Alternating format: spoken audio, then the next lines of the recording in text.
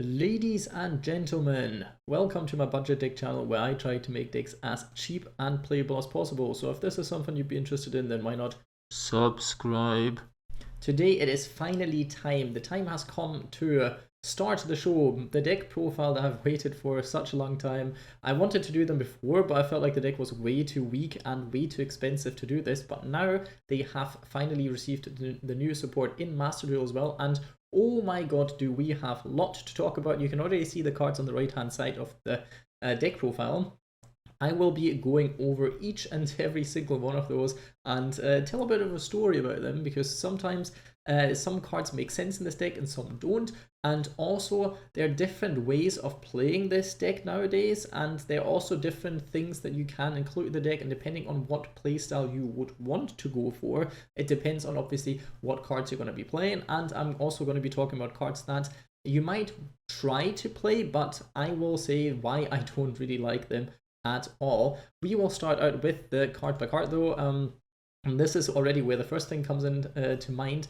We have hand traps here, because this deck technically has a way of drawing 5 cards, which is very crazy. So hand traps are in general very nice in this deck, since this has now a 1 or 2 card combo starters, and it's not as volatile as before. Back in the days, you needed to run lots of different pendulum monsters because you would be screwed otherwise, and you couldn't run that many hand traps because you still needed to get your combo going. You were kind of reliant on getting 2 pendulum scales up, and now we don't need this anymore, so we can play a way bigger lineup of hand traps. And one of the most important ones is Ash Blossom, just because Maxi is still around, and it most likely always will be. It might be a shame for some, might be a joy for others. For me, it's mostly a shame if I play any decks that special summon, and it's no different here. So triple Ash Blossom would be nice, and obviously technically Called by the Grave, not too bad. I don't think many people are playing it really. In general, I don't know what it is, but yeah, hand traps can be very annoying in this specific deck, especially Infinite Impermanence, because you can't even do anything about it with Called by the Grave, so there's that. But triple Ash Blossom is probably the one thing that I would say you have to kind of add to it. It's never a bad card to have anyway, and it can really help with the whole Max C shenanigans, so there is that one. Other hand traps that I do run, the ones that you get for free, because you get one of this for free, you get one of this for free, and you get one of this for free if you open the Master Pack bundle. So not counting towards the Ultra account, because technically most of you will be having one of them, and if not, 750 gems for 1 power card and 10 Master Packs isn't too much to ask, I would say, to invest from time to time. So this is that lineup that you have. I decided to put 1 Kaiju in here, and now I want to talk about the big elephant in the room with this deck. Do I go first or do I go second? And that's a very good question. I would say usually you try to play more of a go first variant if you're playing this at the tournament, but since this is Master Duel, it actually makes sense to completely go down the go second route, mainly because of the fact that this is best of 1, and even if you go down the go second route, you still have 1 play at least that you can be doing if it's not disrupted that helps you go in first, and it's not too bad, so you can go second usually. But if someone forces you to go first, you're not helplessly lost, so there's that. But then you have to tweak your deck a little bit. What go second variant do you want to play? Do you want to be playing the variant that runs stuff like Lava Golem and things like the Kurikara Div Incarnate and so on? Or do you want to be playing a variant that is more of a kind of go first variant but plays lots of different hand traps like Effect Veiler, like Ash Blossom, like Maxi, like Nibiru, and so on? Or do you want to go for the whole like Dino Wrestler, Lava Golem, all of these cards that are actually good going second? There's a few cards that the Ancient Warrior card, for example, is a bit like Pancratops, not really, but a tiny bit, that you could be playing as well, that I didn't want to mention. But obviously stuff like Super Poly, especially with the new fusion monster that also came out in this pack, can be very strong as well. But like always, go second decks tend to be a tiny bit more expensive, because you kind of do need massive board breaker cards, which all are usually like ultra rares or super rares, or you need hand traps, which all are super rares and ultra rares as well. So I decided to go for like a, well, it's more go first but also can easily go second kind of variant, and from that point onwards I'll leave it up to you. This is the core deck, and I'll obviously you can already see which cards to replace. You can replace like the Book of Moons and the Forbidden Chalices with any kind of hand traps that you have, or the go second cards. And I'll also be talking a bit about what other cards you could be substituting from time to time if you feel like you need more hand traps and more go second cards. So the Kaiju is just in here for, there's lots of decks that sometimes you need to get a Kaiju, and that can help you, especially since you can be drawing 5 cards. You can't search it, but I like to have one in there, just if there's a grind game, if there's something where you really need one Kaiju to deal with one very specific thing. Plus, this deck can easily go second, so a Kaiju isn't too bad, but watch out, you do lock yourself with lots of effects, so you kind of have to be doing that beforehand. Let's talk about the lineup. 1 Abyss Actor Funky Comedian. I don't think I'm the only one that plays this card, because this card has 2 niche-y kind of usages. First of all is a 8 Pendulum Scale, which can be important because you don't run that many, and if certain combos get disrupted, this might come in handy. Secondly, this card has one thing that is very important, that is its effect, not the onboard effect, but the pendulum effect, because once per turn you contribute 1 Abyss Actor monster and then target 1 Abyss Actor monster you control. It gains attack equal to the original attack of the tributed monster. So this is very nice. Sometimes I find it a bit annoying that you only contribute an Abyss Actor monster. It would be nicer if you contribute any monster on your board, because then it works for like Kaijus if you want to go more down that route, or it would work for the monsters that you steal from your opponent. Yes, that's a thing. That will come up next. So this is very helpful because your biggest boss monster in this specific deck profile especially has only 2,500 attack, and you only run 1 of it, so you might have big issues getting over certain monsters from your opponent, and this is a card that, since they're all very searchable, could circumvent this from time to time, because if you liked, this is how you can get one of your level 4 monsters by tributing one of the other ones over like 3,000 attack, and that isn't too bad either. So I feel like this is, as a one-off, not too bad to run. Now, one of the big play starters, one of the best cards nowadays. It was always like a decent card, but now it is really decent, because with this card's effect, you normal summon it, then you tribute it, you can place Curtain Raiser in your zone, and then you can special summon Curtain Raiser, then you can activate Curtain Raiser's effect. Yes, this card has an effect, and send 1 Abyss Script from your deck to the graveyard. Usually it's going to be one of the ones that you could set to your field then, so most of the time it will be the new one, but you could basically use any that you like. Then you add extras back to your hand, place extras back in your pendulum zone, then you go into the Abyss Actor Hyper Director. Then with Hyper Director you can do all kinds of stuff. I'm not talking you through the combos right now, but that's just what this card is mainly there for. But you can search any kind of card. You can also go into Madonna if you want to, and so on and so on. So this card, very nice searcher. And if you go second, you can also special summon this card from your pendulum zone. So there's that. Electromite times is where this card comes in handy. Also, talking about Electromite, I've not included Electromite in here, but it's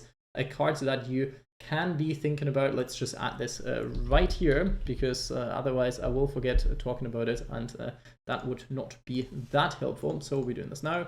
And yeah, let's move on to the next one. We have Abyss Actor Comic Relief. Very important card.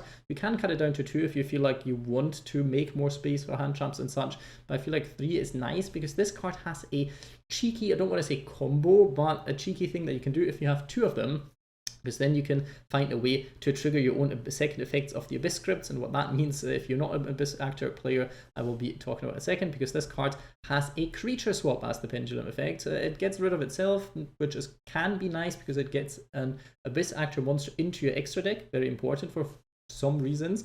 And also then you can target 1 Abyss Actor pendulum monster you control and 1 monster your opponent controls, switch control of both of them. This is also why this deck is quite neat going second, because you can disrupt certain board states that your opponent has, and then just steal the negates and have them for yourself from that point onwards.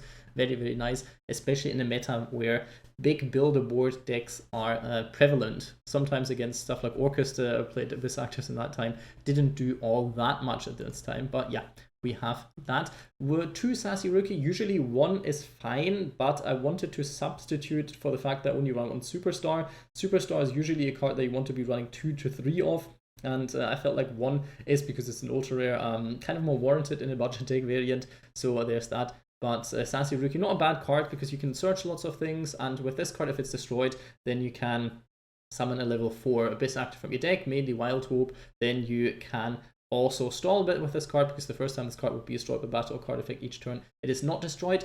Very important thing here, if this card is on your board and you want to be using the effect of the Super Producer, you cannot pop this card in your monster zone, because then it doesn't get destroyed, because it's not by your opponent's card effect or whatever, but it's by any, and then you don't get the effect of the super producer. So keep that one in mind. And this has a neat little effect that first of all can protect Abyss Actor monsters from being destroyed by card effects, and also if this card, why ever this effect is in the monster zone, if this card in the pendulum zone is destroyed, you can target one level 4 or lower monster your opponent controls, destroy it. Maybe it's in here because that's how it triggers when it goes to the extra deck, not sure, but that's how it is. So technically, if for some reason you ever end up with this card in your pendulum zone because your opponent disrupted combos and you just had to put this card down, then you can pop this card, if I'm not mistaken, with the super producer, and then disrupt your opponent by popping one level 4 or lower monster they control, which can stop them possibly from going into certain combos. So this is something to keep in mind, not something that really comes up because you don't want this in your pendulum zone, but technically it can happen.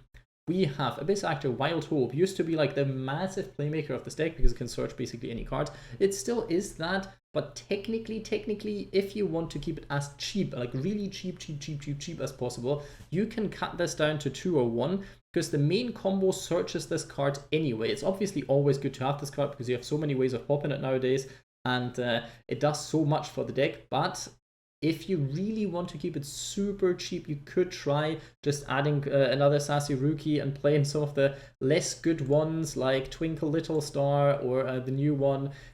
If you wanted to try the deck out first, that would work. Like, I'm not saying like you can't do this. One is, I don't want to say enough, but 1 is enough to try out the deck if you would like it like this. And then you can still craft 2 more, because this card is very, very important, because if this card is destroyed by battle or card effect, you can add 1 Abyss Actor card, important, Abyss Actor card from your deck to your hand. And then also you can make the other scale of this one a 9 scale, so you have that going for yourself as well. So this will be like a 2 and a 9 scale then, because you actually change the scale of the other card, something that's a bit interesting.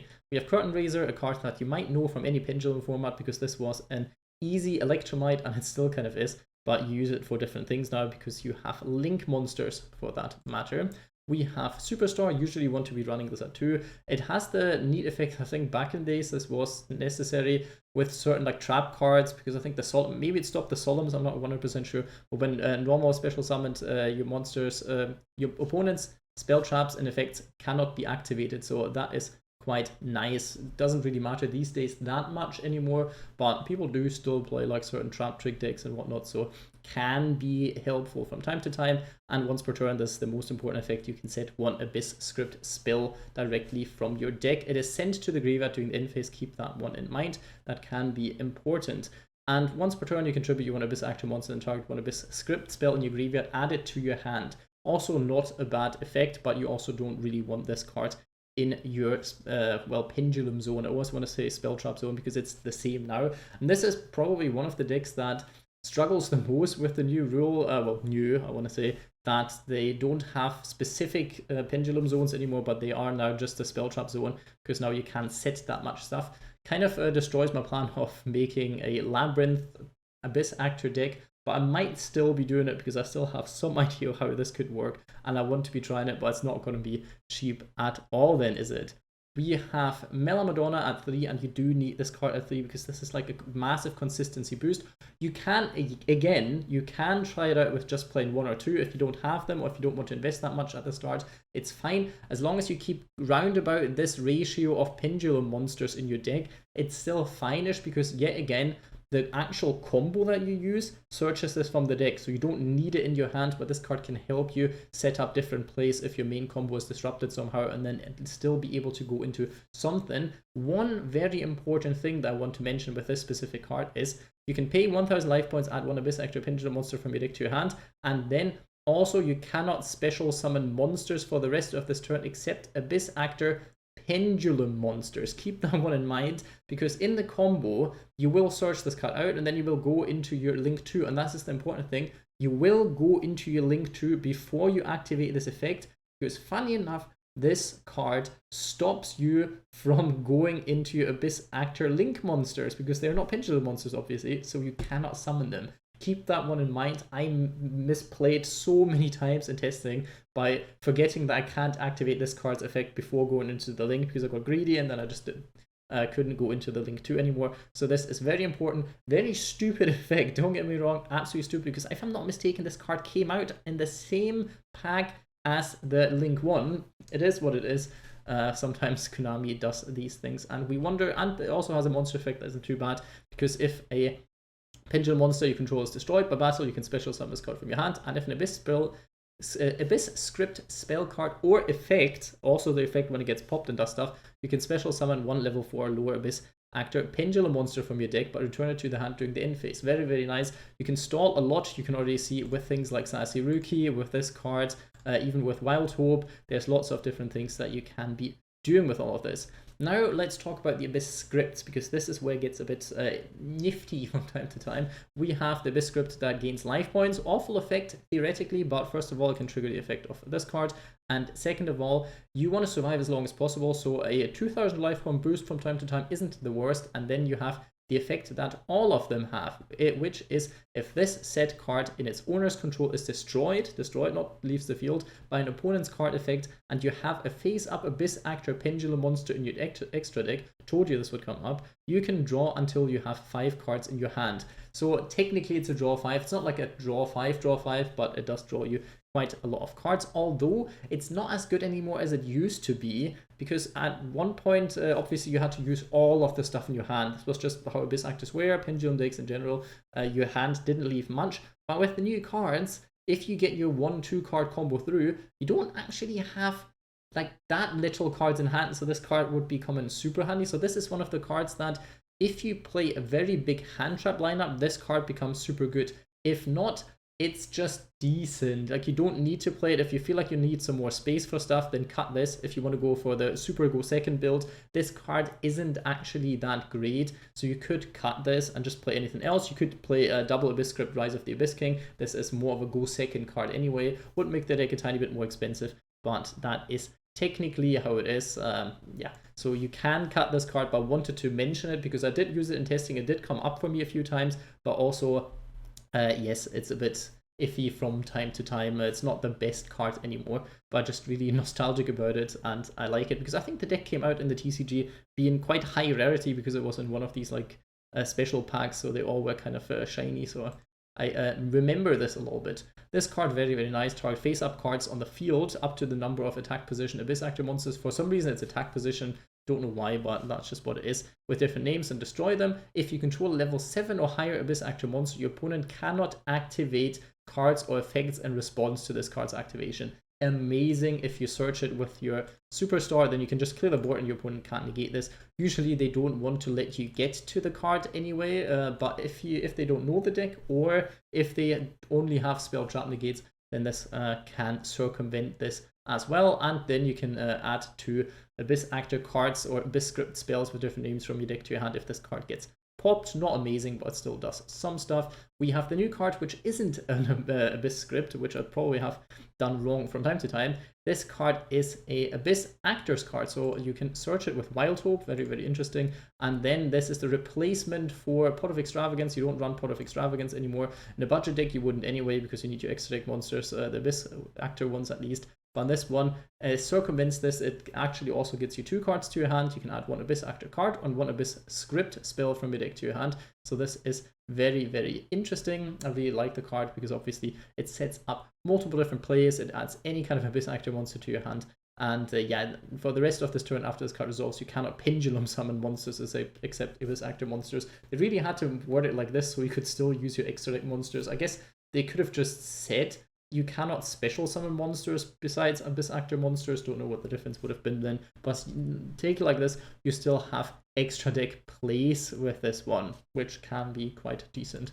We have Triple Abyss Script, the dramatic story. The new one, it does quite a lot for the deck. It's like some Kashtira card, if I'm not mistaken. It is decent. It's not terrible. You can do certain things with it. You can get certain cards onto the board. You can trigger the effect of Wild Hope because this card can destroy one of your pendulum monsters or one of your Abyss Actor monsters, or place them in the pendulum zone. So this is not bad, but the best effect of it, in my opinion, is the set card effect, because if it's destroyed, then you can return up to 2 cards on the field to the hand. And you see, no targeting here. This is non-targeting, non-destruction removal. Very, very nice. And it says up to, so you can also do, well, you also can only get done one. The thing is that also you have to keep in mind, you can use your own ones, and I like to do this in the budget build to return my super producer, because usually when this effect goes off, your super producer is already on board but has already used its effect.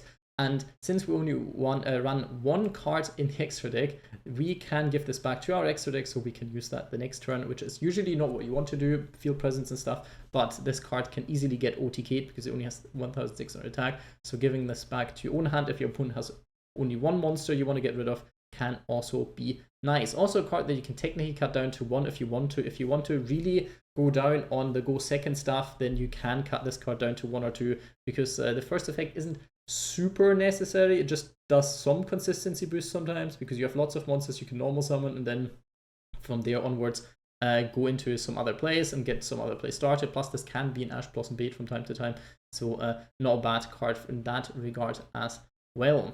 We run one Abyss Playhouse, which is not an Abyss script or an Abyss actor card, so we really need a special searcher for this, and now we have one, so we get away with running one. This card very, very neat, because there is an interaction, so we can special summon, I want to say, search it out of the deck and instantly place it into your zone. And the thing then is, if you do it, if you activate the effect of the super producer that searches it, in activation 2, like chain it to a monster effect that your opponent activates, then this card hits the board, and then the effect of this card still works. So the monster effect still gets changed, not negated, but changed, and then if you have one set spell trap, it can pop that one. So there's this, plus it has some effect that you can reveal one Abyss Active Pendulum monster and script, and then add another script from your deck to your hand. Can be sometimes helpful, but the effect that really matters is the whole while you control Pendulum summoned Abyss Actor Pendulum monster, any monster effect activated by your opponent becomes destroy one set spell trap your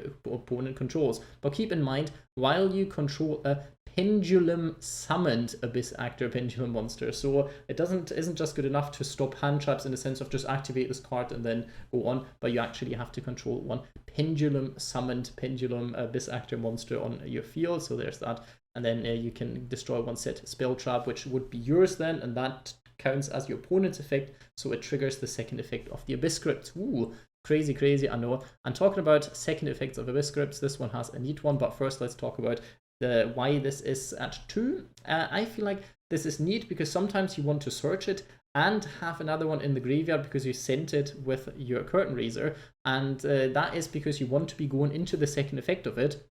And if you only run one, then you can't do this because you will search it face up, and then you can pop it, and so on and so on and so on. So I like to have 2 in here because the second effect is very, very neat, because it's destroyed by an opponent's card effect. Then you can special summon any number of Abyss Actor Pendulum monsters from your deck. That sounds broken because it is. Yes, it is very broken. I really like this. Can facilitate OTKs, can be a massive stall, and it can be even better if you run a certain specific card. So this is why I play this card too. So I can use the first effect and also set it from the graveyard then and use that during the opponent's turn, even though mainly you want to be using this one. So you can make a case for just, if you don't need these kind of options, cut that down to 1 as well, and you will still be absolutely fine. This is basically the same effect as Superstar has in the Pendulum Zone, so there's that. You can use this effect twice per turn. Very, very interesting. So you can constantly keep gaining life points as well if you so want to. Book of Moon, okay card going first, okay card going second. The only issue with these two is, yes, it works going first, but your spell trap zone is very, very busy, so it's not that easy to do. And also then if your opponent, the first thing they do is use a monster effect, you are a bit screwed, because then if you have the fantastic Playhouse up, you have the whole problem that, oh, what if they just pop this card instead then, and then you don't get the effect of your Abyss script, so that's a bit problematic. But usually you you activate this card from your deck, so you can kind of time it differently the way you want to, but it can be problematic. And also if you draw too many of them in your starting hand, you can only set 1 in the end, so it's not great. But going second, again, it does stuff unless you're playing against Link decks, because it's Book of Moon and we have Forbidden Chalice, kind of the same thing, but obviously these cards are the spots for the very good go first or the very good go second cards. For example, we have one Infinite Impermanence, already talked about this. Let's quickly jump over the extra deck. We have Vortex Dragon and we have Absolute Dragon, because we have these 2 level 7 monsters. Doesn't really come up much, but I like running this. You can obviously cut them down to 1. The extra deck in general isn't all that important in the specific deck. You mainly just need the Abyss Actor monsters. The rest is just like a bonus because you lock yourself a lot of the time. Heartland Draco if you ever have to attack directly to win. We have Diamond Crab because you can get up to 3000 attack. This card's just meme-wise in here, you play anything that is good. This card's on the other hand not meme-wise in here because this is a card that you can summon with 2 level 4 Dark Pendulum monsters, and once per turn before damage calculation, if this card battles an opponent's monster, you can detach 1 material from this card until the end of this turn, change the attack of that face-up monster to 0, so you don't have to target it, and if you do, this card gains attack equal to that original attack of that opponent's monster, so it can facilitate OTKs, and also it can beat over some monsters that you cannot get rid of otherwise. The other effect doesn't matter because that's like a Supreme King Dragon kind of shenanigans. We have a Sophiel, we have these ones to go into these ones to link them off. We have 1 Hyper Director, you probably want to be running 2 at least, but budget deck, so keeping it down at 1. This card is very, very neat. You need 1 Abyss Actor Pendulum monster and can target 1 card in your Pendulum Zone, special summon it. It can be any card as well. It doesn't have to be Abyss Actors, but usually it will be because you don't run anything else in this variant. Then place 1 Abyss Actor Pendulum monster with a different name from your deck or face-up extra decks, also important to your Pendulum Zone. And then you cannot normal or special summon monsters for the rest of this turn except Abyss Actor monsters. So there's that to keep in mind. 1 Landforink is a card that you can just exchange for any good level 2. Mind Comes Dark is a good level 2 here. Wee Witch's Apprentice is a good card in here too. Obviously, Heavy Metal Foes Electromite, very, very interesting card in here. You can technically even play this one with 2 Pendulum monsters, but obviously it's an ultra and yeah, didn't really want to. Then we have Geonator Transfer, so mainly because this effect can also swap control of Comic Relief, and that should also trigger the effect of it, so that's kind of hilarious. And obviously the new cards, the Super Producer, very interesting because you need 2 monsters including a Fiend monster, not even like Abyss Actor or whatever. Technically you can make this card with any sort of cards that are Fiends, don't know why, but it is good. But then for the rest of the effect you need all of the things that you have. Well, technically you don't really need to, because during the main phase you can target 1 face-up card you control, destroy it, and then apply one of these effects. You can place 1 Playhouse in your field zone, or you can place 1 Abyss Actor Pendulum monster from your deck in your Pendulum Zone. So if you ever need a card in a Fiend deck that pops some of your face-up cards, then just play like 1 or 2 Garnets of the Abyss Actor things in your deck, and you have a pop for your, well, whatever card you want to be popping with. That's something that you can keep in mind. Not that that is really used, but technically it is possible. Deco Talker, budget card. We have Power Code Talker if you ever go into this. And Raster LIGO, obviously there's things like Access Code Talker. You can play things like Beyond the Pendulum in this deck. There's some combos with this, but obviously I didn't want to include in a budget deck. You can play things like Galaxy Tomahawk and do some combos with it. Big Eye because it's a rank 7, but these don't really come up either. Technically even Baron because you have a level 3 tuner and you have a level 7 monster, so technically you could be playing it if you really wanted to. Now let's talk about some of the hand traps. Effect Veiler is a lot better than Infinite Impermanence because you can actually use it from your hand. So with the Abyss Script Opening Ceremony it works a lot better. Joda Lockbird can become a bit better. This card is good to go second. Maxi, don't need to talk much about it. Go Spell because graveyard stuff is still good. Talking about Leading Lady, the card isn't like terrible, but also does nothing for the deck really that you don't already have other ways of doing. So, and for a super rare, you really do not want this card. Then we have Evil Heal, definitely a card you can include if you want to. It's not a bad card whatsoever, but it's not a necessary card. And for the fact that it's an ultra rare, do not craft this card. It's completely not necessary, but the effect is a nice to have from time to time. It's a bit difficult though to pendulum summon it because it's a level 8 monster, so that's problematic if you don't have Wild Hope. So this is already what kind of disqualifies it from the more modern variants, and the fact that it's an ultra rare definitely disqualifies it from this deck profile as well. Then other cards, obviously Extravagance you don't need anymore because you don't want to banish either of those monsters, and also you have a card that already has to be activated at the start of main phase 1. Technically you can play Prosperity to gain even more consistency, question mark, but the whole thing is you then can't OTK, so for the go second variant it's not really something you want to be doing, and also you can't draw cards anymore. Usually you don't have that many draws besides this one, but technically, you know, not a card that I would recommend playing, but the extra deck isn't that important, so you technically could get away if you want to be playing the go first variant, if I'm not mistaken. And also some other cards, obviously Super Bowl if we're going second, and another Abyss script that I wanted to talk about. This used to be decent in certain combos, but with the new one, you kind of don't need it anymore. Like, the effect isn't that good. If it's the card is destroyed, then you can set any number of Abyss Script spells directly from your deck. Sounds nice, but does very little. And the whole swapping monsters out, also not really that important because it special summons from the extra deck. If it was also from the graveyard, I would have said, like, maybe run one of it in the budget build to get your monsters back, your extra deck monsters that you only run one of.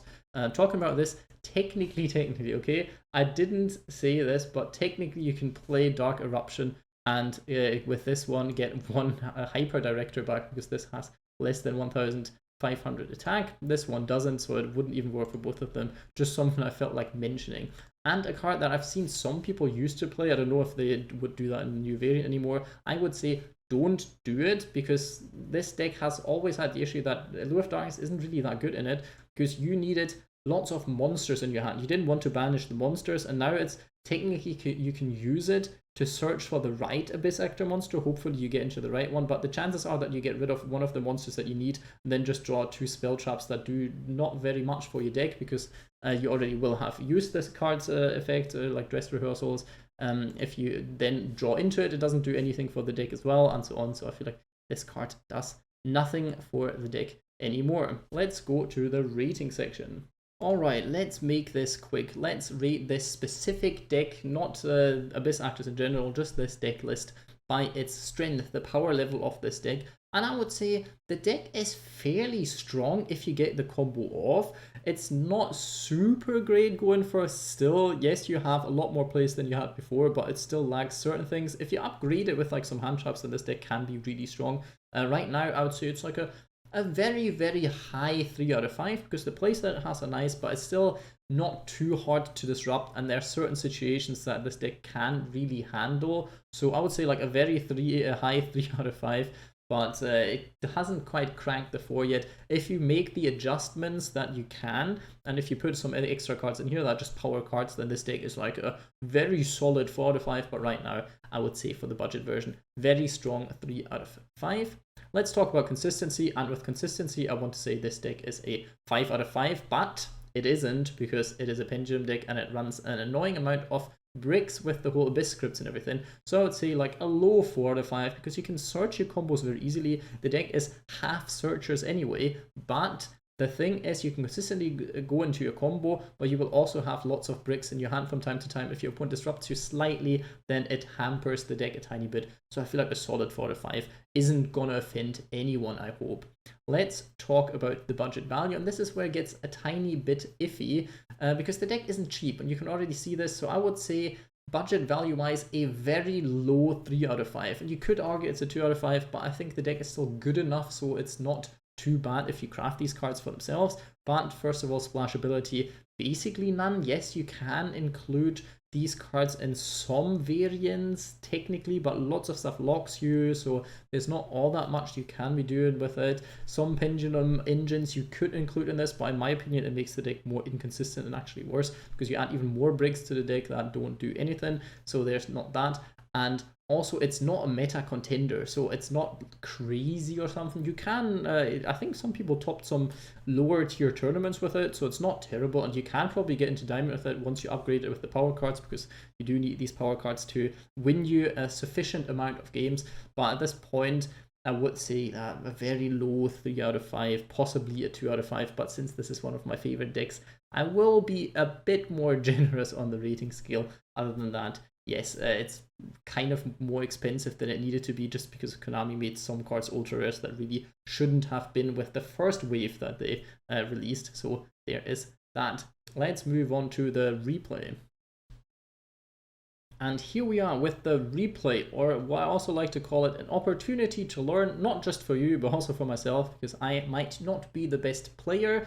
I just like deck building a lot. Every time I play the game, I instantly notice, 1 second after I've made a mistake, instantly notice it was a mistake, but I can't turn it off. So these replays don't only help you understanding how the deck works, but also help me maybe one day getting over how I actually play the game. So we look at our starting hand. We have, well, not one of the crazy combo starters like Extras or Curtain Raiser, but we have a starter with one normal summonable Abyss actor, which can be quite helpful. And sadly, we drew into the Garnet, the Abyss Playhouse, so we have to improvise a tiny bit. Technically, this can stop hand traps if I would decide to use those 2 cards now to then Pendulum Summon Superstar and then set this card and then use this card. Then I could have worked around certain hand traps, and then I could have used Mellow Madonna's effect eventually. But the problem is, if I would have done this, then I wouldn't have been able to go into at least one of the extra deck monsters. Well, technically, I could have then used Superstar's effect, already prepared some of the other stuff, then went into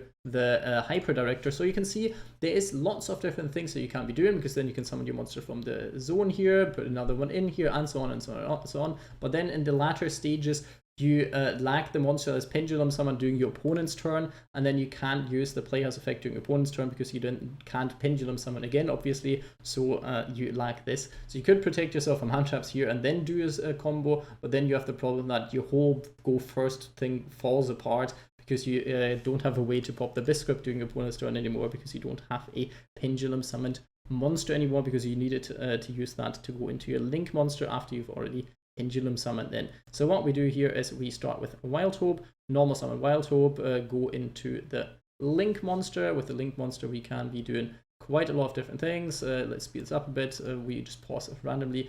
Then go into Superstar just to summon it out with the Link monster here. Would have been kind of annoying if the turn would have ended here. If this card gets negated here, then there's not much else you can be doing with it. Because then, yes, you can search stuff with Mellow Madonna still, but you can't really do anything with the Pendulum Zones. You can't summon anything because this is a 3, and you see the issues. Sometimes a different hand can be a tiny bit better. Could have used the effect of Playhouse here in general to shuffle, show this card and show this card or this card and search another Abyss Script, but it doesn't really matter at this stage yet.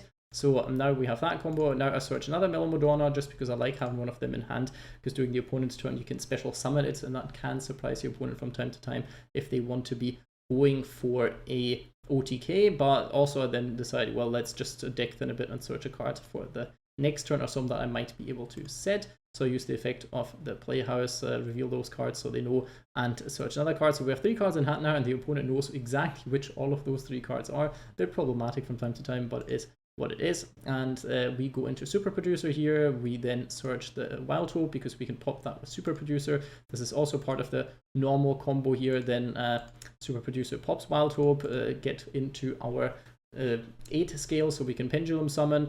Doesn't really matter which 8 scale, but I think this one is a bit better because during the next turn, if this card is still up, then you can creature swap some stuff, and that can be very helpful as well, especially considering we lost one of our plays with the Abyss Playhouse as well. So now I add Sassy Rookie just to stall a bit more, because I know we don't have that many disruptions that we could have, because we also didn't draw any generic disruptions, summoning out nearly everything that I have. We did need to bring Superstar back because Superstar does stuff for our combo-ish, even though we didn't really need it here anymore because we already have the cards that we need. We have the Playhouse and we have the Abyss Scripts that we could be setting. I set this card just to go through the motions, deck thin a little bit. It doesn't really matter overly here. Then I get 2,000 life points. Woohoo! It might be helping us stay alive as well. We end up on 9,000 because we had to pay for Mellow Madonna. Then I activate the effect of this, set the Abyss Script, which was a bad thing to do, but since we were that low on cards, I thought if we survive the 1 monster effect and the opponent can't clear the board like this, then we might be fine if we draw 5 cards for the next turn then, because then we still have like a full hand and they might be playing on some less resources. But usually you don't want to be using this here. This is what I would class as a mistake, because you just want to be setting this one so that your opponent doesn't have any options which card to get rid of, especially since the Playhouse is already on board, so they will use this instantly, the effect. So yeah, it is what it is. They now have the decision basically, do I want to give them extra draws or do I want to lose some monster on board? And that's not a decision that you want to be given your opponent usually, so it would have been better to just not use the effect of this card at all and just set this card and be done with it. So this is the end of the turn. You can already see why. I mean, the spell trap zone is usually quite busy, so there's not that much space to set any Book of Moons or Chalices for that matter. Kept this card in hand, could have summoned it, but I can summon it during the opponent's turn if they get rid of stuff in the battle phase. Technically, that leaves me also open for them negating things, and if I have it already on board and they then trigger the effects of this, I can special summon another monster. So you can make the case that it would have been better to special summon this from the hand as well as a pendulum summon. So there's that, keep that one in mind. Now I want to be talking a bit about the effect of Super Producer, because we can't see it in this replay, because usually you don't have this card on board. And now you could pop, for example, the Wild Hope. Then if your opponent uses the monster effect here, then chain this card's effect, pop the Wild Hope, or pop the card that you can pop. So you need to make sure that you still have a pendulum summoned monster on board afterwards, because otherwise Playhouse doesn't work. So pop a card that isn't pendulum summoned. You can even technically pop one of your scales, then set the Playhouse, and then it will be chained, like this effect is chained. So this card arrives on board before the effect resolves off the opponent's chain. And then the effect of this one already works with that one, and they then destroy one set spell trap, and then you can give them 2 cards back to their hand. And this is, with this card, you can decide when you want to negate. For example, here wouldn't have made much sense because they just draw 1 card and whatever. You want to wait further on down the line maybe to get rid of some of their plays. Depends on what deck you're playing. You have to kind of know the meta. You have to kind of know what you're playing against, when it would be best to negate a monster effect and then bounce 2 cards, because that is inevitably connected, because this is how you get the bounce 2 off. So there's that to keep in mind also.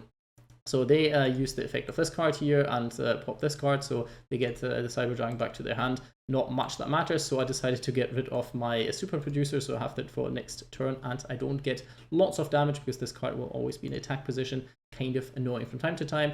They have Galaxy Soldier, go into some Cyber Dragon plays now. They can go into lots of different things here, which is equally as interesting. They're going to Nova. With Nova's effect, then special summon some stuff, have another Galaxy Soldier, get another Cyber Dragon back, then go into Verti Anaconda for some reason. I think they could have possibly gone into the negate Infinity. Also, Infinity has more attack, but maybe they wanted to leave this open to have a way to go into the Machine Fusion monster from the extra deck. I don't know what exactly they intended to do. They couldn't have sucked up any of my monsters, because I think you can only sack the ones that are in attack position, so it wouldn't have made much of a difference here if they went into Infinity, besides the fact they could have negated one of my things that I will activate from that point onwards, and one during the next turn.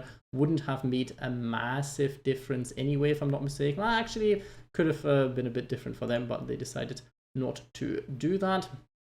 Now they banish some stuff, Overload Fusion, going into Rampage and pop some of my things. They send a Cyber Dragon to the graveyard, and now they can attack. I search here. They could have stopped this, but I chain blocked it with Mellow Madonna, so this is where it comes in handy. So you get the search off now. If they had an Ash Blossom, if they had a negate, then it would have had to negate the Mellow Madonna, which wouldn't have mattered super much here, which should be fine. I decided to go for the more risky option with the Dress Rehearsal, but if they have an Ash Blossom or negate, then it doesn't matter if I search Madonna or if I search Dress Rehearsal, because they will negate that one anyway. So it really depends what I draw the next turn onwards. I could have searched Comic Relief and then normal summoned it during the next turn, but then they could have just negated the effect of Comic Relief's effect in the Pendulum Zone. So if they had a negate here, that could have potentially been a little bit annoying, but let's see how this plays out. They can't get rid of this card. Now I can go into another card. So I decided to go for Curtain Raiser just to have that in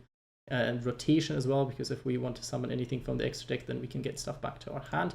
So that can be helpful, and they couldn't clear Mellow Madonna here, so that is not too bad either. Now we can go into Dress Rehearsal. We kind of have to, because this card has to be activated main phase 1.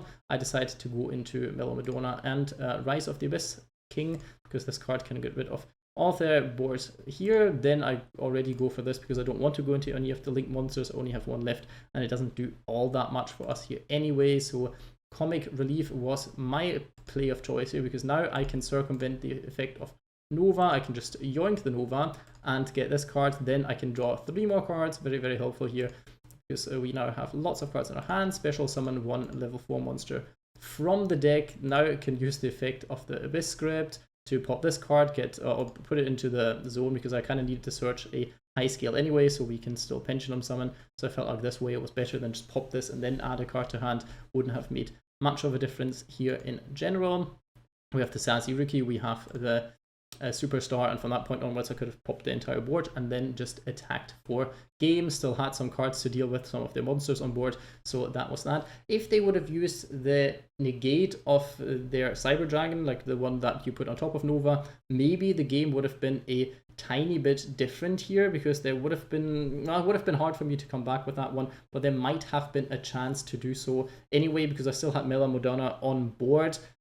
So there was technically an option for me to use the effect of the Pendulum Monster to steal their negate then the next turn and so on, but the plays would have looked a tiny bit different. But the plays would have also been a lot different if I didn't draw into Playhouse as well, so sometimes it works out like that. Hope you learned a bit about the deck. I hope you like the deck profile. Leave a like, comment, subscribe, but most importantly, I hope you have a nice day.